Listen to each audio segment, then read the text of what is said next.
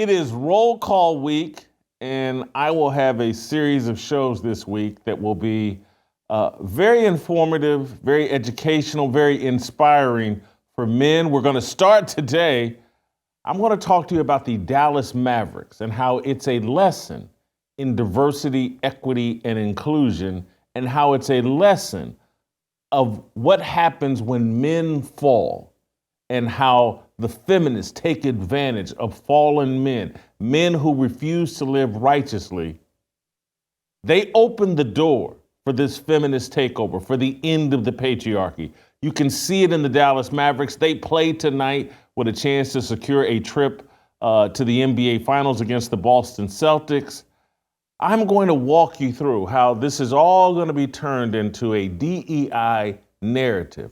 Mark Cuban is about to have an I told you so moment. We open the door for it. Next.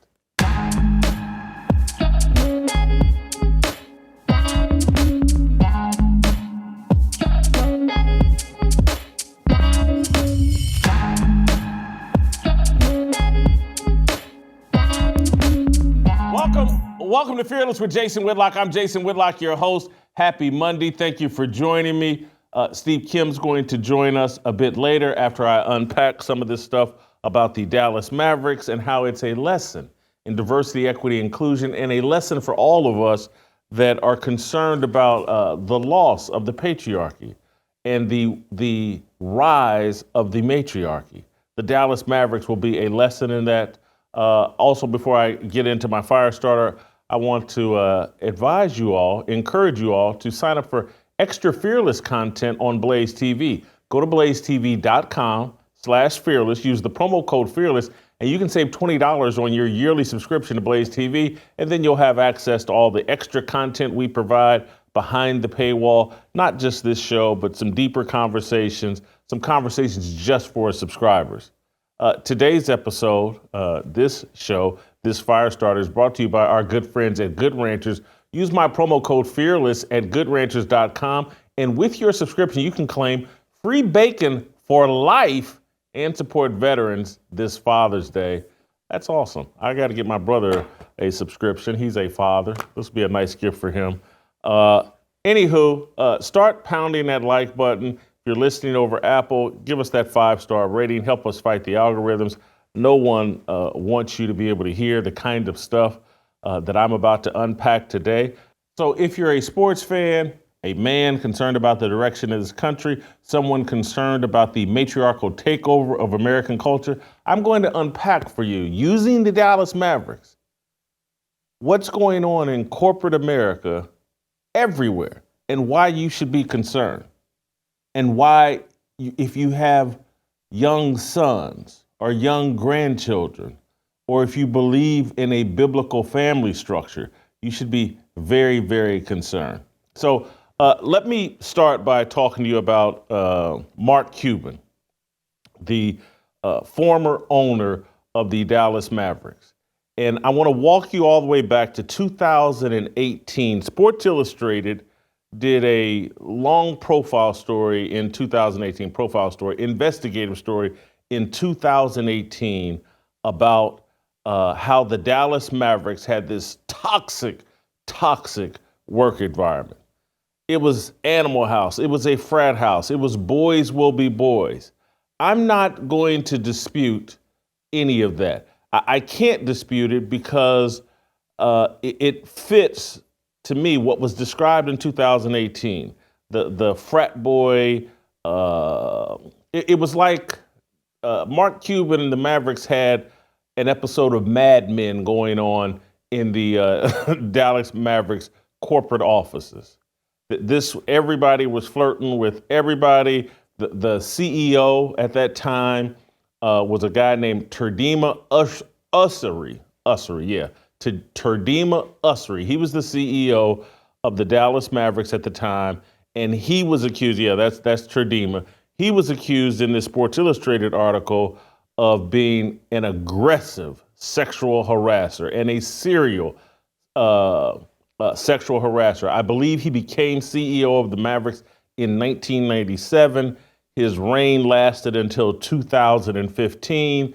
And so in 2018, after this man has been displaced as a CEO, the Sports Illustrated comes out with this piece talking about how bad the environment was inside the Mavericks corporate offices because of the tone set by Terdema Ussery and working in partnership with a person that was in charge of human resources, a guy named Michael Pittman. Michael Pittman and Terdema Ussery basically were the Batman and Robin of sexual harassment. Terdema sexually harassed people. Michael Pittman, head of HR, looked the other way. They had this very, very toxic culture. Again, Terdema leaves in 2015. I think he goes to Under Armour and some other places and has problems there. Sports Illustrated comes out with this article in 2018, and boom, Mark Cuban instantly, 6 days later, he names Cynt Marshall the Chief Diversity and Equity Inclusion Officer at AT&T. She's been retired from that position for about a year, but Mark Cuban, out of nowhere, Cynt Marshall, black woman. Let's put her up solo before I get to the color purple. He names her CEO of the Dallas Mavericks. She says, and is quoted repeatedly, she didn't know who Mark Cuban was. She didn't know anything about basketball, but she's named CEO of the Dallas Mavericks in 2018, 6 days after this Sports Illustrated article comes out talking about how frat house and animal house the corporate culture is inside the Dallas Mavericks organization. So what we have here is the failure of men to live righteously, to operate in a righteous fashion. It creates the opportunity for Sports Illustrated or whatever media organization to come in 3 years after the fact and say, look at this Terdema, who used to be the CEO here. Look at this culture and environment that they have here. Look at this Michael Pittman, this HR person. And then in this Sports Illustrated article, they paint Michael Pittman as a Christian conservative who they claim is allowing all of this malfeasance and misbehavior to transpire within the Mavericks organization. So the failure of men creates a situation where a woman who's built a career, 30 some odd year career at AT&T, basically promoting diversity, equity, inclusion at AT&T, it creates an opportunity for the Mavericks to install her as the CEO and the first female president of an NBA franchise, the first black female president of an NBA franchise. You're going to hear a lot about Cynt Marshall, and I think her real name is Cynthia, but everyone calls her Cynt. Cynthia Marshall, particularly when the Dallas Mavericks qualify for the NBA Finals, and if they win the NBA Finals, you're going to hear a lot about Cynt Marshall and the organization that Mark Cuban, now he's sold the team a year ago or 6-8 months ago to Miriam, why am I forgetting Miriam's name? Adelson. Sheldon Adelson's ex-wife or widowed wife. Sheldon is now dead. He sells the team to them, I believe, in January. But what you're about to hear, because Mark Cuban, if you've been paying attention over social media, particularly over X/Twitter, has been debating and arguing with people about diversity, equity, and inclusion. He's been a big defender of it. He's been criticized by people like Elon Musk. There are headlines. You punch Elon Musk and Mark Cuban into Google, you will find a lot of stories about their bitter back and forth over X about DEI. Mark Cuban with Cynt Marshall as his CEO and president, a guy named Nico Harrison, the black dude off to the right on your screen, I believe, over the left shoulder of Cynt Marshall. He's the general manager. Jason Kidd is the head coach. Jason Kidd, I believe, is half black, half white. You're about to hear this incredible story about diversity, equity, inclusion, and how the Dallas Mavericks, with this pioneering 65-year-old black woman who was the chief diversity officer of AT&T, how she turned around and cleaned up this nasty, toxic culture in the Dallas Mavericks, and she oversaw the acquisition of Kyrie Irving. And this, ladies and gentlemen, is testament to DEI. It works. It led the Dallas Mavericks to a championship. None of that will be true. They did not get here based off of DEI. They got here because someone drafted Luka Doncic or acquired Luka Doncic years ago, and Kyrie Irving fell into their lap this year. That's what happened to the Dallas Mavericks. That's why they're about to win an NBA title. I'm not glossing over the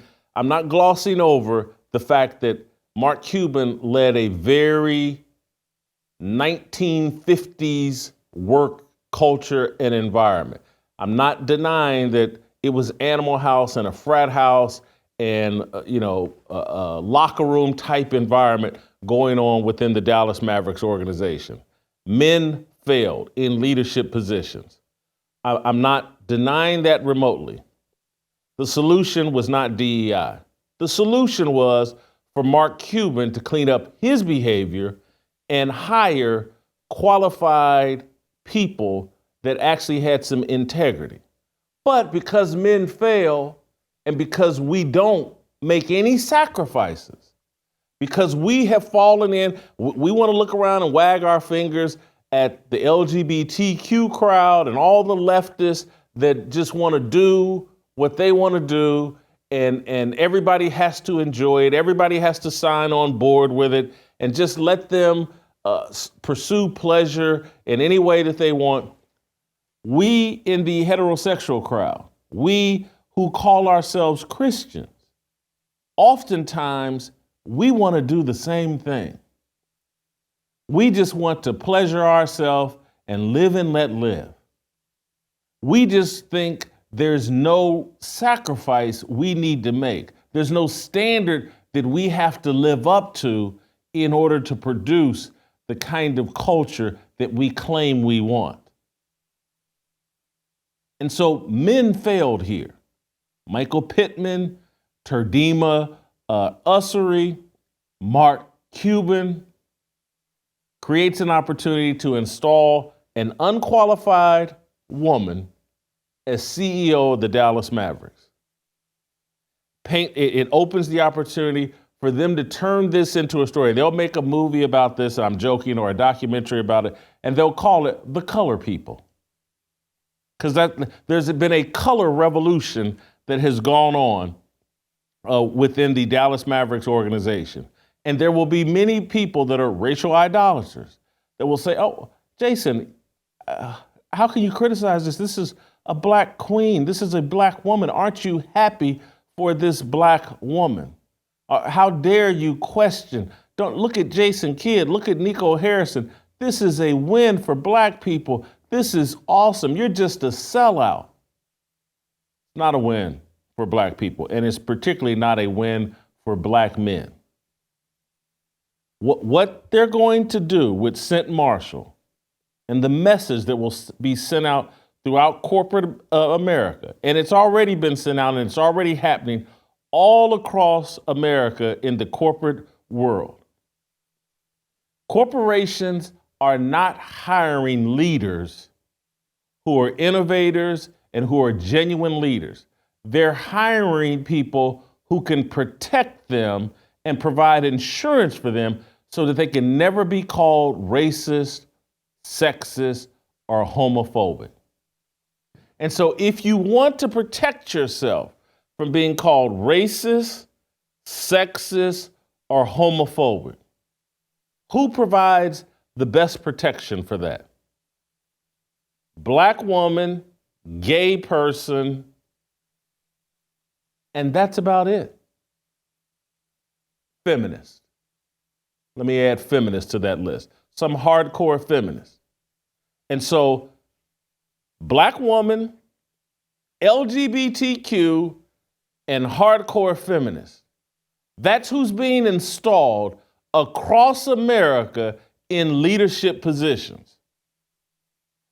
As a black man, or just as a man, ask yourself, is leadership from black woman, LGBTQ, hardcore feminist, is that in your best interest as a man, as someone who believes in the patriarchy, as someone who believes in male leadership? Is that in your best interest, that style of leadership? Or is that style of leadership going to continue to eviscerate male leadership that is Christian, patriarchal, and filled with any type of non-racist agenda? Who believes in merit? Merit is being eliminated. Can we find leadership that protects us from being called racist, sexist, or homophobic? And you'll say, well, those are good things to be protected from. This woman, this is her own words from articles that I read this weekend about her leadership. She said that when she got to the Dallas Mavericks in 2018, there was no female leadership. There was no female people in upper management. And she said there was very limited people of color in leadership positions. Now, she says, and Forbes and other places have written that half of the Dallas Mavericks leadership is female, and 47% of the leadership is people of color. And see, this whole people of color thing is the little key catchphrase. This is why I call them the color people. They're playing a game with you, particularly you, black man. People of color isn't you. People of color is globalism, and it's playing off of your racial idolatry. Anything that you think is anti-white, male, you think is in your best interest. And so when you hear people of color, you're like, oh my God, we've hit the jackpot. People of color have 47% of the jobs. No, that's not you. That's someone who more than likely comes from India, some Asian country. It's a globalist mentality. Everybody fits under the people of color umbrella, no matter what they look like. Could be a Jewish person, because they're not white, according to everybody tells me. But trust me, it's not you, black man.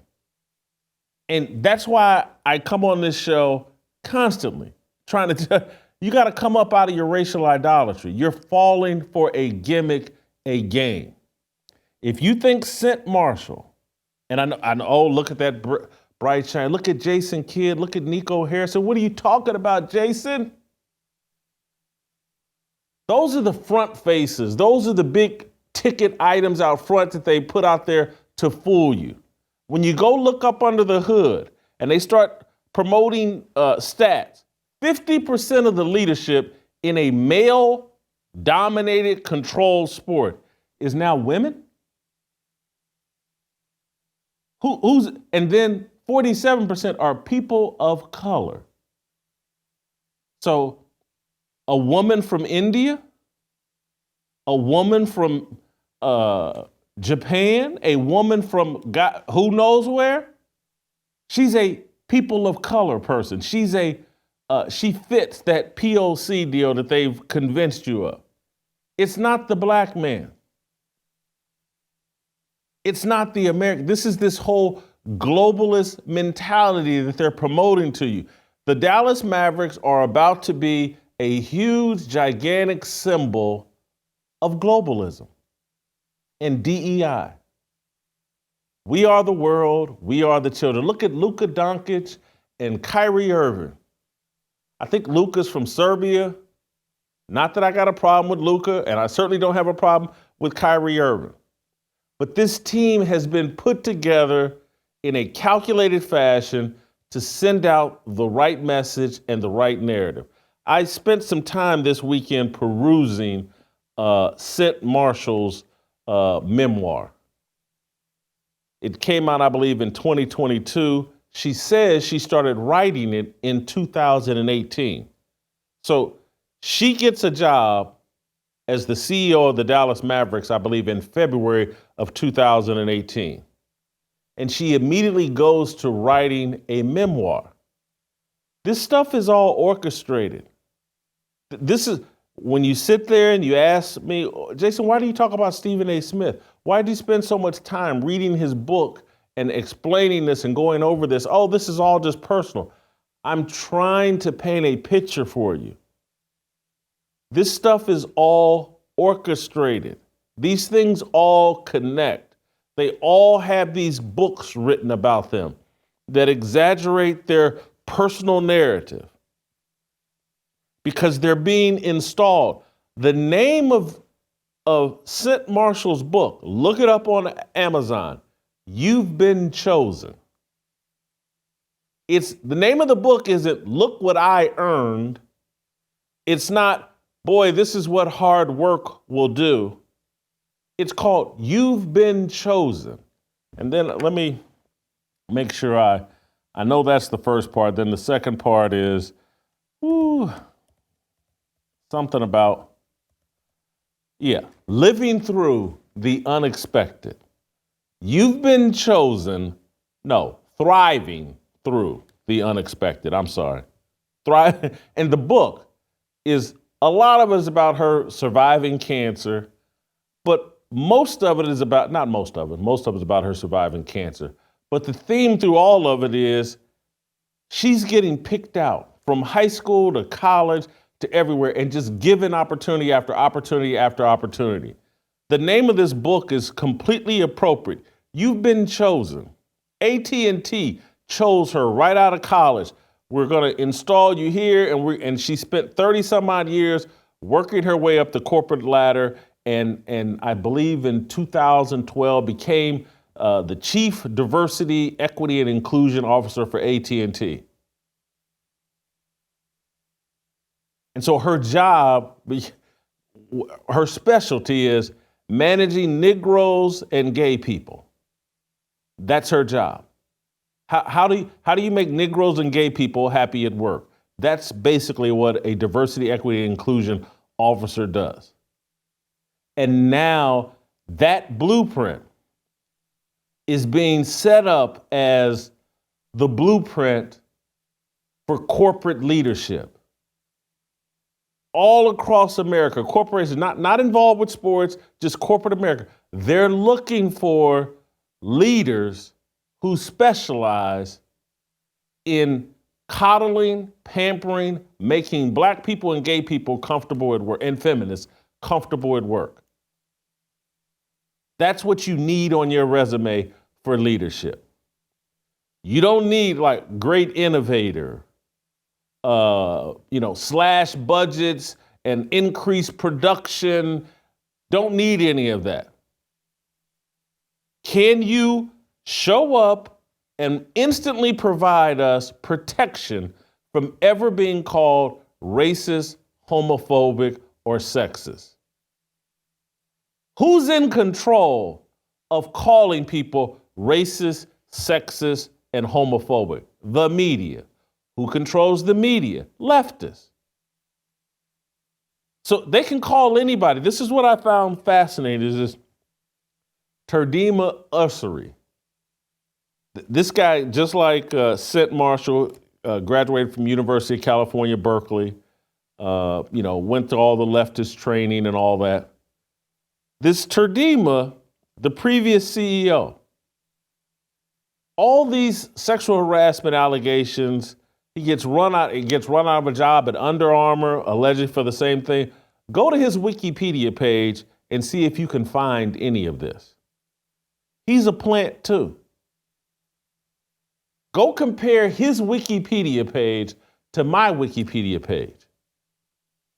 There's been no one on a job place that's ever accused me of behaving inappropriately towards them.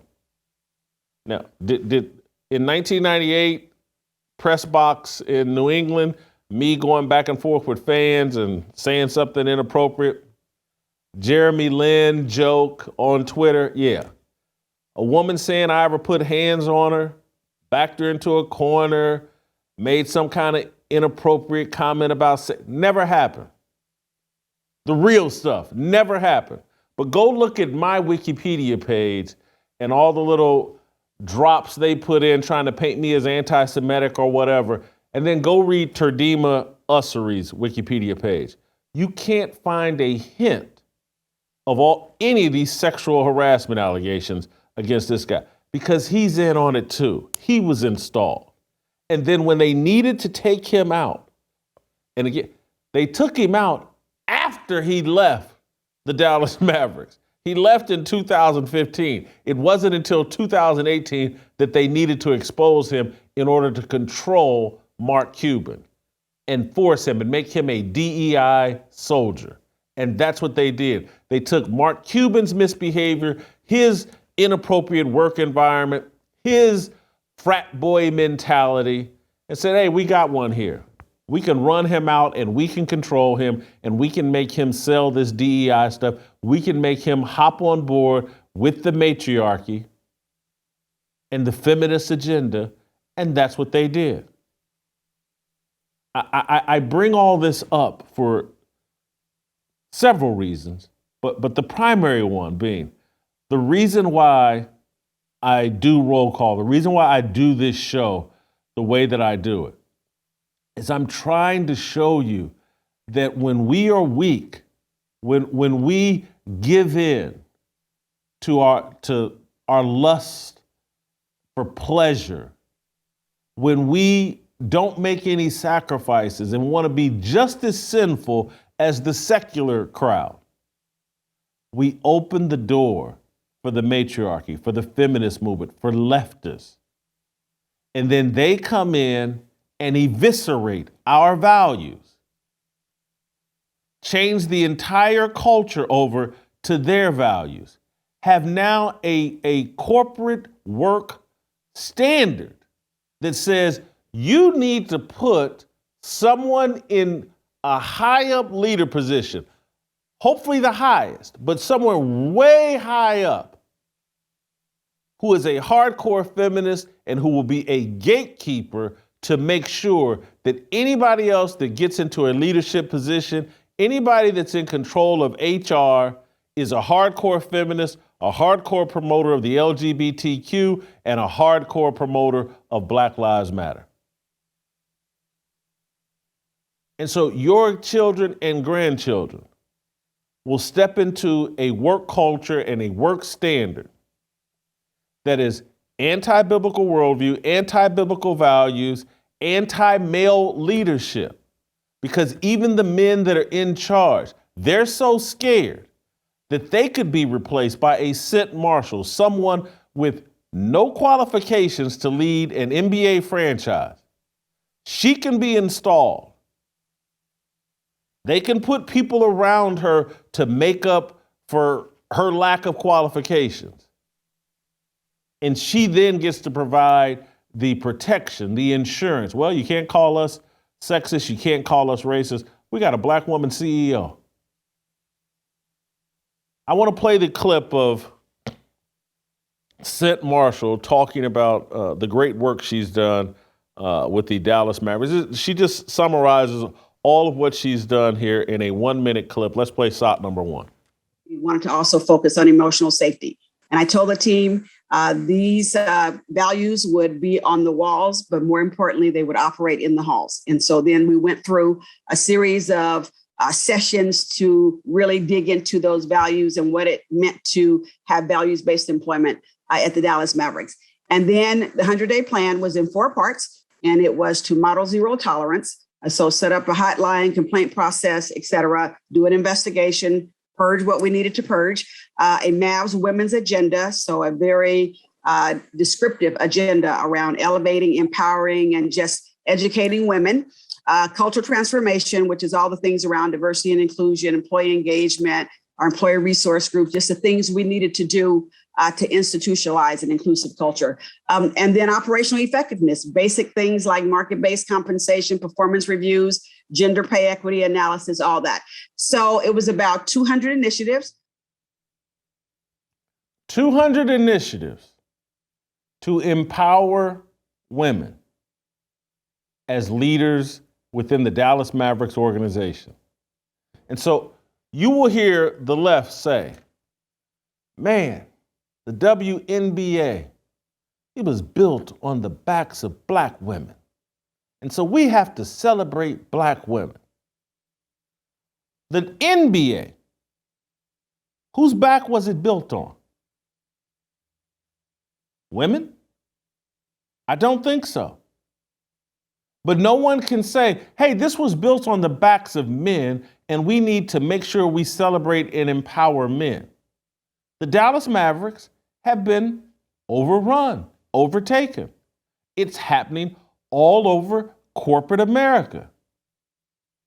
Your work environment, those of you in corporate America, just think about who's been getting installed in leadership positions over the past 15 years, particularly in the last 10 years, particularly in the last 5 years in the aftermath of George Floyd. It's all women.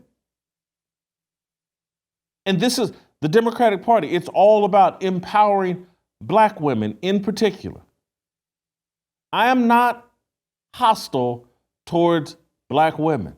I am a believer in male leadership, period, end of story. And part of it is just based off of my life history. It's obviously most of it is based off just a biblical worldview. That's what God intended. But just my life experience. I've told you countless times, Black people in America are the lab rats for the matriarchy, for female-dominated leadership. Look at the results. It doesn't work. Anybody that tells you it does work is lying to you. But that's what they're going to do with the Dallas Mavericks. This will be a story, the color people, as they promote a people of color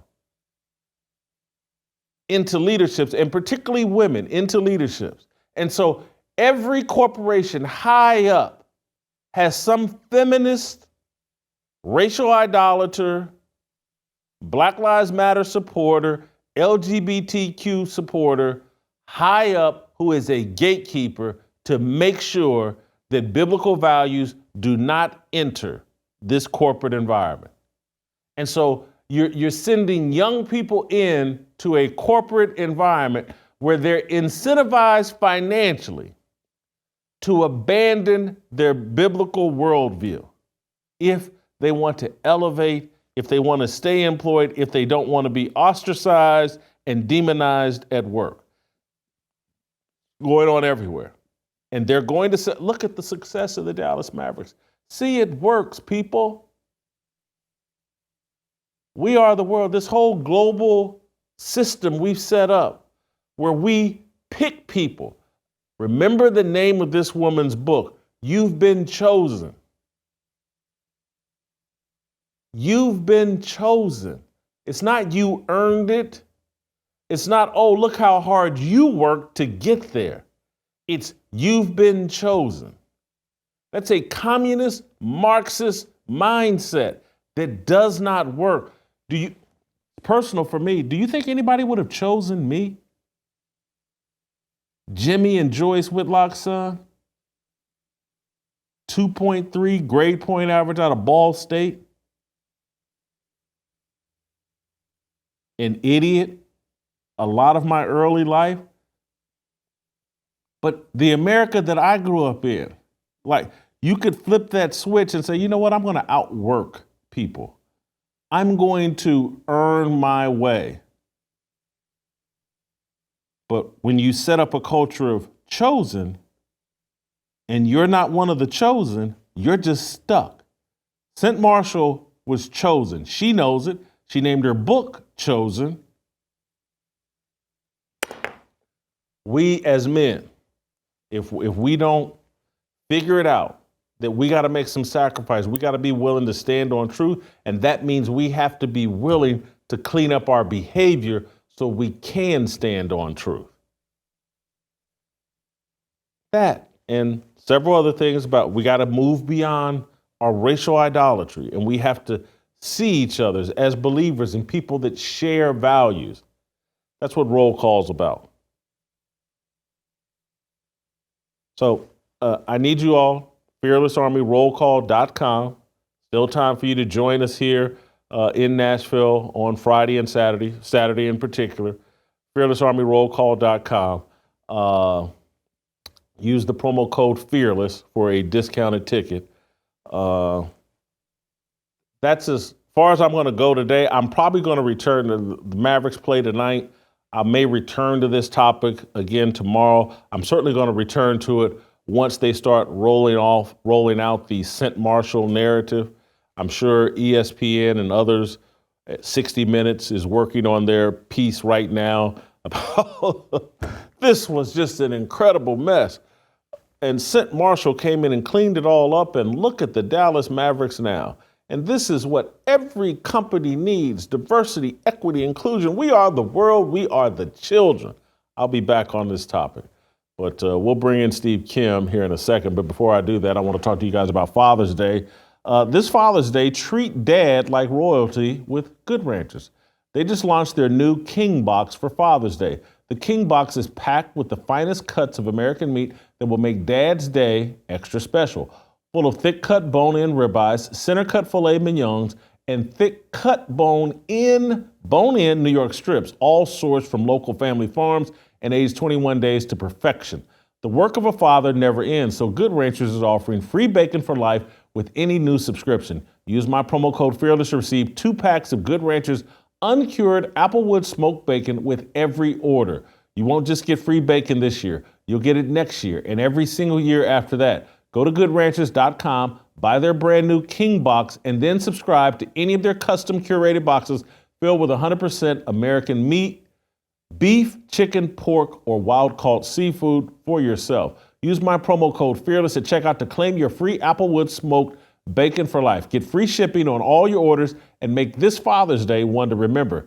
Change the way you buy meat today at goodranchers.com. Use my code FEARLESS to claim your free bacon for life. Goodranchers.com. American meat delivered. Steve Kim, next.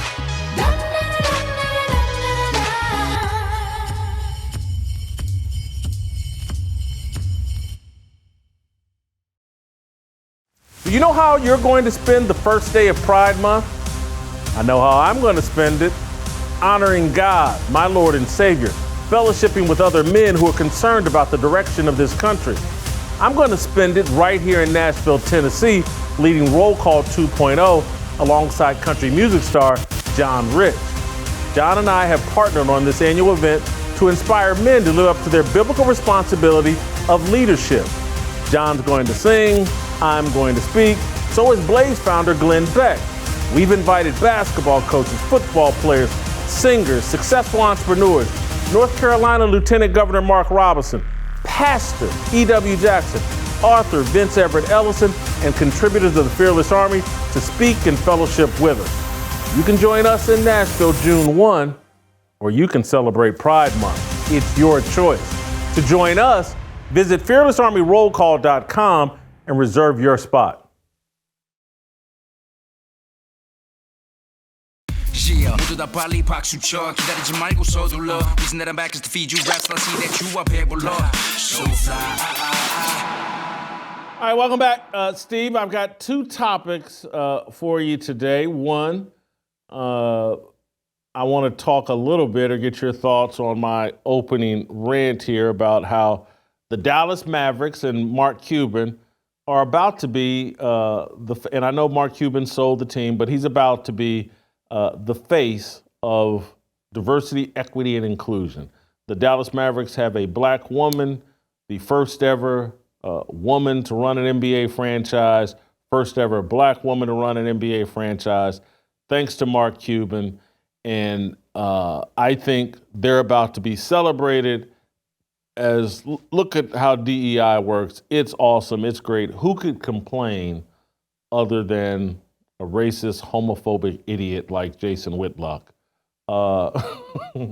Your thoughts on, because if you remember, like, this is early January, Cuban and Elon Musk going back and forth over DEI. Most people felt like Elon Musk got the best of Mark Cuban in that regard, but I think Cuban's about to take his victory lap if the Mavericks make it to the NBA Finals and win a championship. Yeah, I mean, if you want to have that agenda, which I know some will, but the only DEI hire that's really working out for the Mavericks is Luka Doncic. Okay, that's the one that's really, look, there's never been a president of an organization that has won a game. And last I checked, I'm assuming she didn't exactly scout any of these players. I'm pretty sure she didn't make the move for Kyrie Irving. As it relates to Mark Cuban, it's clear to me his virtue signaling over the last 3-4 years. I get the sneaking suspicion with everything that he talks about that he is making a run for president. He's got bigger goals in mind. He's got some big aspirations, and he wants to be relatable to everybody. So he's pointing out certain agendas and talking points that align him with a certain political aisle. You know which one. And as for this president that you spoke about, you know, I think she's working out better than most mayors in these cities that have her same profile. So that she has that going for her right now. But yeah, the most important DEI hire that the Dallas Mavericks have made, again, it's Doncic, not her. Hey, I love where you took the conversation because without any prop from me, that's where I wanted to go. I do believe Mark Cuban's running for president. And yes. I think this will be part of his platform, whether it's this year or in 2028. He's going to point to, look at this amazing thing I did with the Dallas Mavericks, and this is proof that DEI is a great thing. I told you all it makes organizations stronger, and that's what I can deliver as the president of the United States. Yeah, I mean, Jason, let's go back to one of my favorite subjects, Michael Jeffrey Jordan. Remember when these same people that are going to push this agenda that somehow this woman was the driving force behind this Larry O'Brien trophy they seem destined to win? Jerry Krause was never given that same credit, and he actually put that team together around Michael Jordan. Now, everything before Michael Jordan is Rod Thorne, but when it came to Pippen, Horace Grant, and everybody else, Paxson, Kerr, Rodman, I don't really give him credit for. That may have been the assistant GM and Phil Jackson kind of being able to manage that situation. But a lot of those other really good role players that were vital, okay, in helping Michael Jordan become the greatest winner we've had in our past generation of basketball was engineered by Jerry Krause. And when Jerry Krause said something to the effect, well, look, organizations alone, they leave that part, alone do not win championship, or players alone. Organizations do. Okay, so now we're going to go back to that. I just find it amazing, the double standard, no standard. But as it relates to Mark Cuban to me is another one of these guys who's going to talk about being for everybody. He's going to talk about these buzzwords like equity, fairness, inclusion.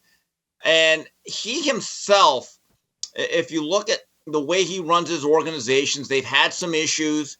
I think you've dealt with them in the past, Jason. I am so against these types of programs because I know what they have done to our society and to our culture. I believe when you lower the standards for anybody, you lower the standards for everybody. And eventually, we are the victims as a culture at large in this country. And Mark Cuban, to me, I just find myself not being able to stomach him less and less as the years go on.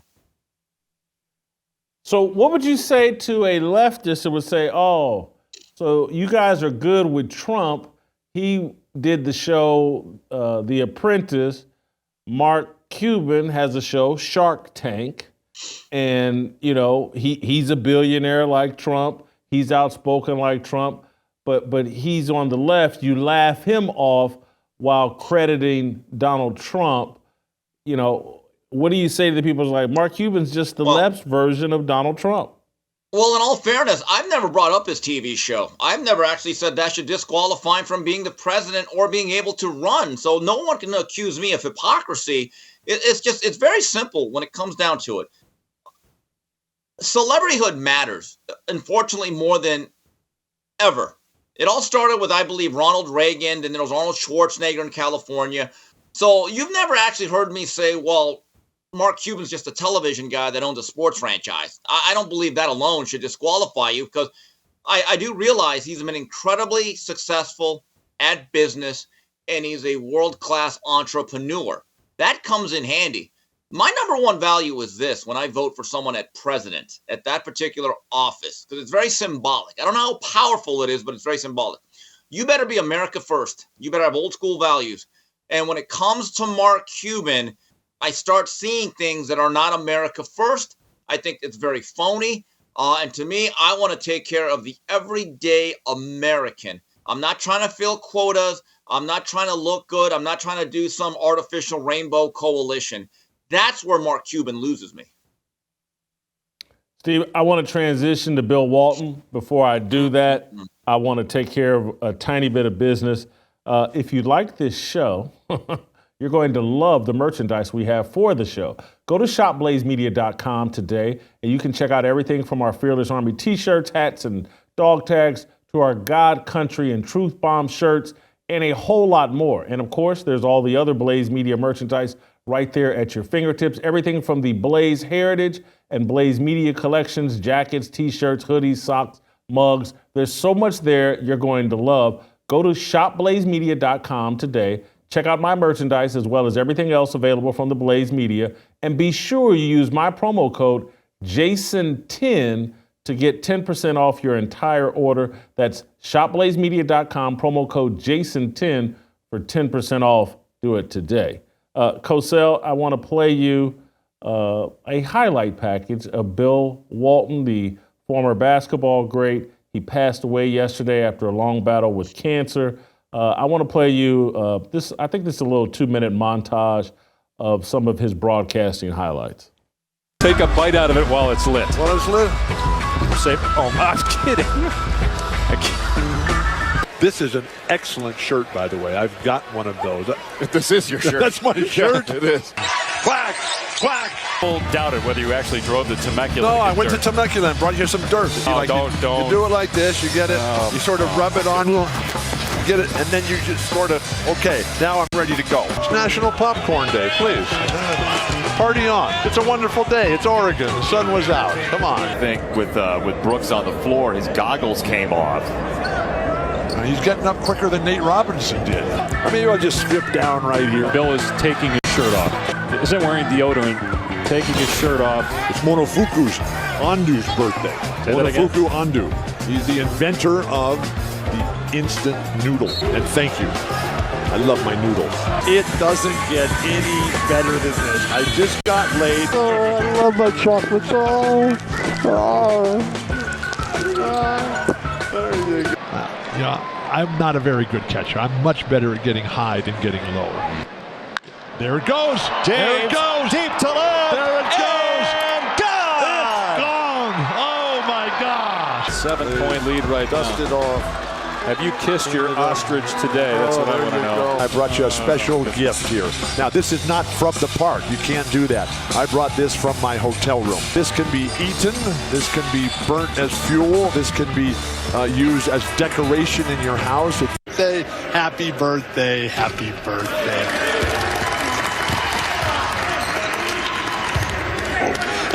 Got a present for you here. Oh, no. These are very special and sacred plans. This is another gift. This is a gift. It's like that right here. South Bend, Bill Walton has finally met his match, the Leprechaun. I have found that mushrooms only help you. Anyway, this is a foam roller with a vibrator inside, so it's fantastic. And it's got multi-speeds on it. This is called a glockenspiel, okay? Made famous German name. You broke it. No, I didn't break it. It comes apart like that. And may I bless you, with the sacred blue cord. Steve, did you love Bill Walton or did you just like Bill Walton? I grew to really love Bill Walton. You have to understand. So I never really got to see him in his prime. I got to see his one last brilliant year of basketball as the sixth man of the year for the 86 Celtics, one of the 2 or 3 best basketball teams I've ever seen.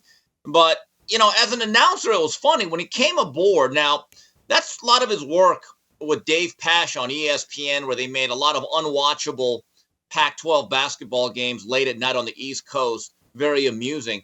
But, Dave, I saw his rise as an announcer locally on KTLA Channel 5 when the LA Clippers were just absolutely a third-rate franchise when they were still owned by Donald Sterling and they were playing at the LA Sports Arena. And it was there when they gave him a microphone teamed with the great Ralph Lawler. Oh, me, oh, my. And these guys understood, number one, it's bad basketball. Nobody's watching this.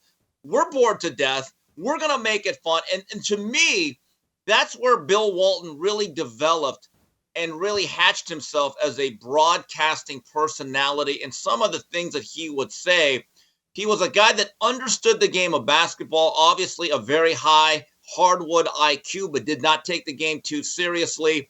And he would say stuff like a journeyman player like Sean Rooks would make a basket.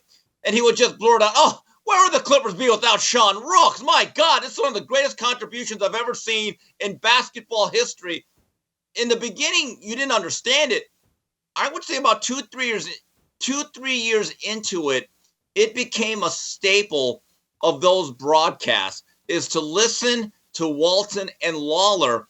And then eventually Bill Walton moved up to the national stage. And Jason, I don't know if you remember this, but the Fab Five's sophomore year, when they lost to North Carolina in the timeout game, Bill Walton became a central story of that run and March Madness because Bill Walton came on Roy Firestone's show.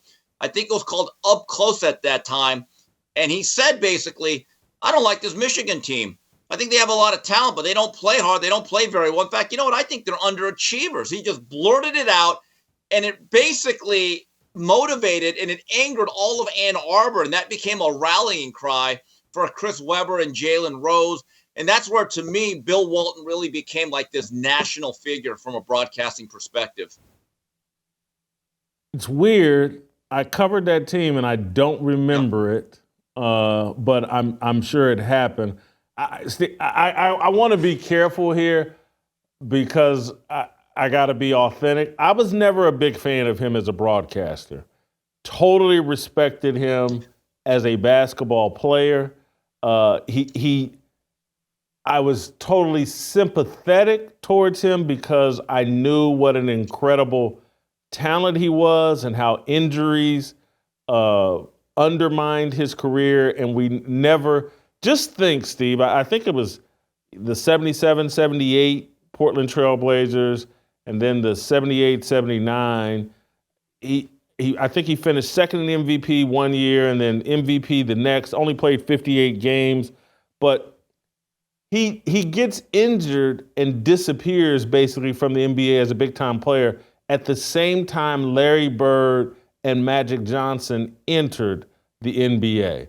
If he were healthy during the first 5-6 years with all that attention Magic and Larry brought to the NBA, he might be in the GOAT conversation or certainly one of the 10 greatest players of all time, because he was on that track. He was Nikola Jokic long before Nikola Jokic. It's just, I've always had a great deal of sympathy for him because of what injuries did to his career, and then how his whole positive mentality and never really feeling sorry for himself. I always respected that, but I never watched the basketball game and was like, oh yeah, I'm really enjoying. I'm a much more of a Dick Vitale type person than Bill Walton as a broadcaster. Well, Jason, if you look at his career, there's an argument that the big redhead out of San Diego is the greatest college basketball player ever. It's either him or Lou Alcindor. If you take a look at the individual dominance and the team accomplishments. At UCLA, I believe Bill Walton was part of an 88-game winning streak, 2 30-0 seasons. But I would just love the fact in the middle of a broadcast, it would just come to his mind. He goes, how in the world did we lose to Notre Dame to break our streak? He goes, what a shame. It haunted him. And even the North Carolina State loss in what was his final collegiate game, where they lost to David Thompson in the NCAA finals. Now, you take a look at his pro career, Jason, I believe his first 2 years, he had those foot issues. He was injury plagued. Third year, that great team, Rip City, they win the title. The next year, I believe he won the MVP. And then from about 1979 to 85, he disappeared. Jason, as a kid that was becoming a sports fan at that time, I could not tell you a single game or moment that he had for the end of the Portland run or with the San Diego Clippers. And I think he ended up suing team doctors. He was misdiagnosed. And this is a story that I always regret as a Laker fan. So it's over with him and the Sterlings. He couldn't do it anymore. He said, I need to get out of here.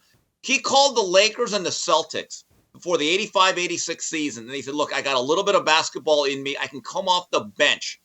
So he calls Jerry West and the Lakers, and they said, you know what? Let's do a physical.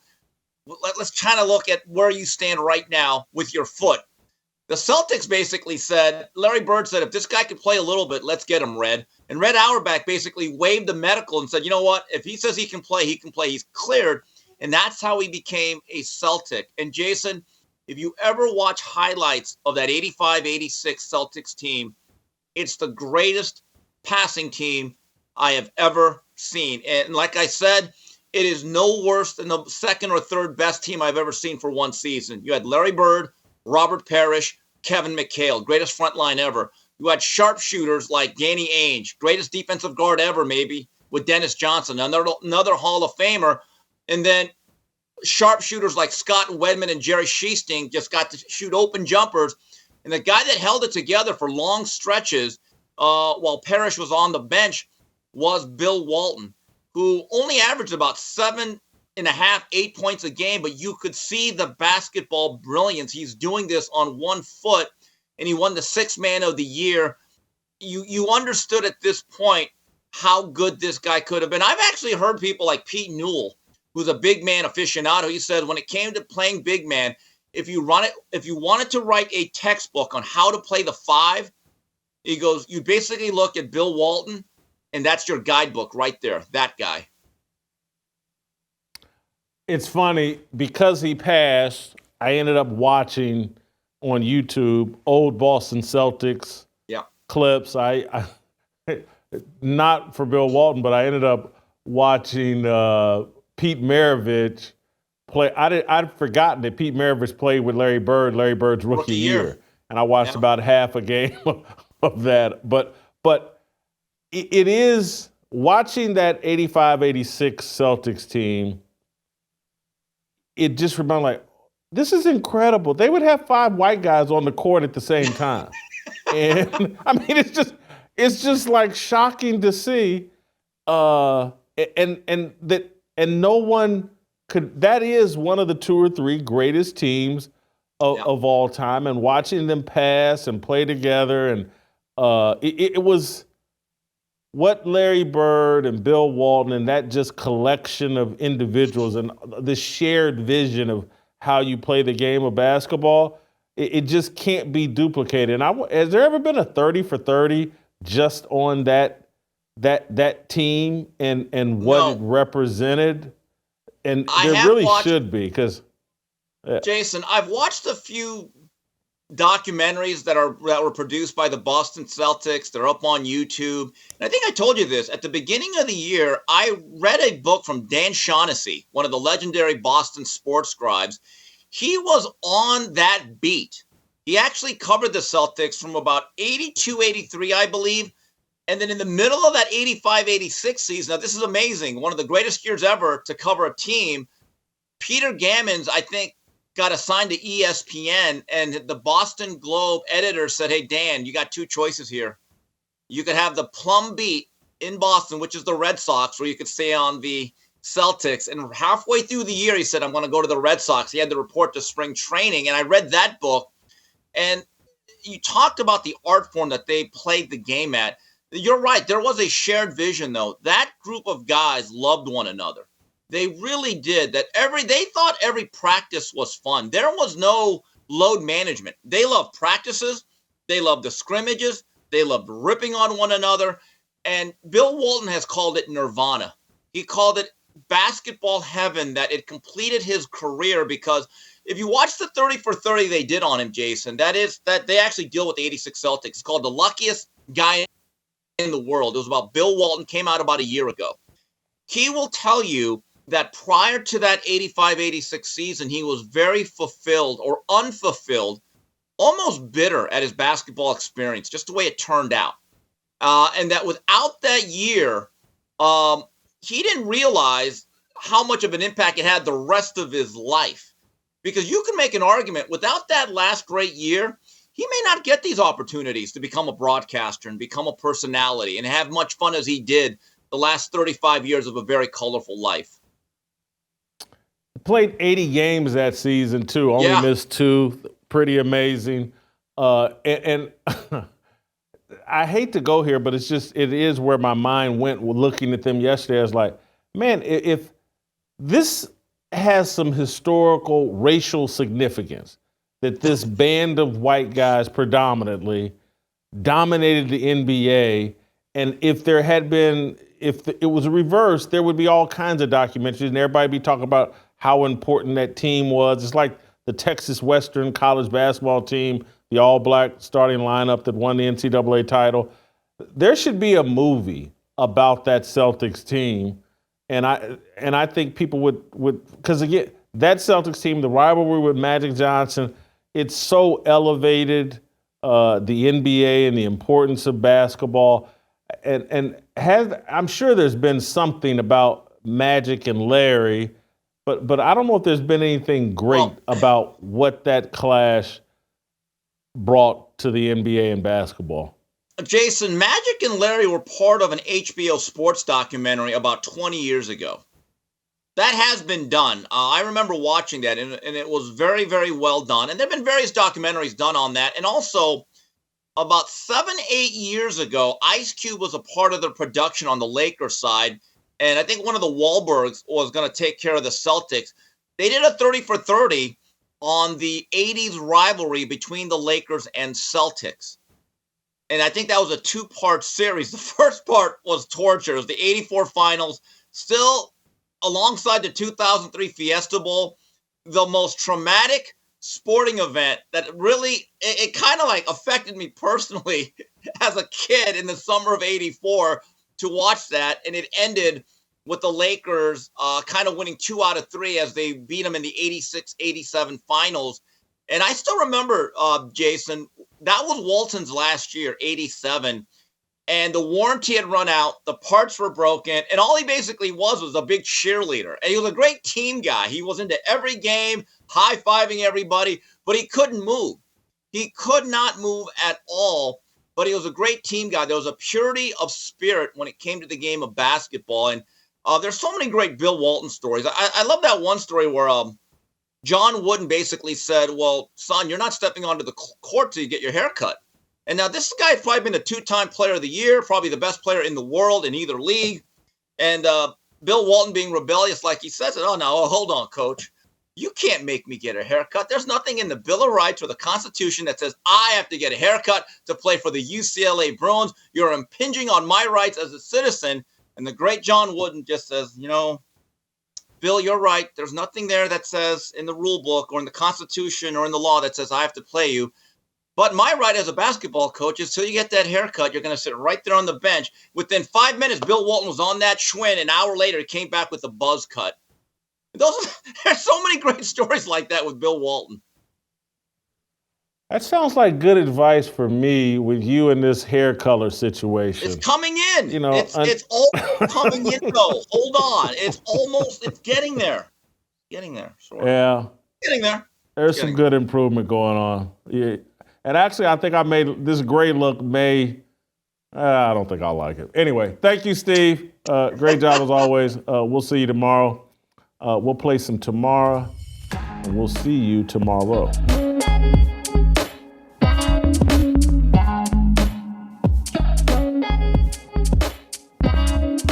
Waiting for the countdown, coming off the breakdown, standing in line for freedom. Looking for a breakout, feeling like a standoff, nothing in life like freedom. Came like a fighter, striking like a ladder, making all these moves for freedom.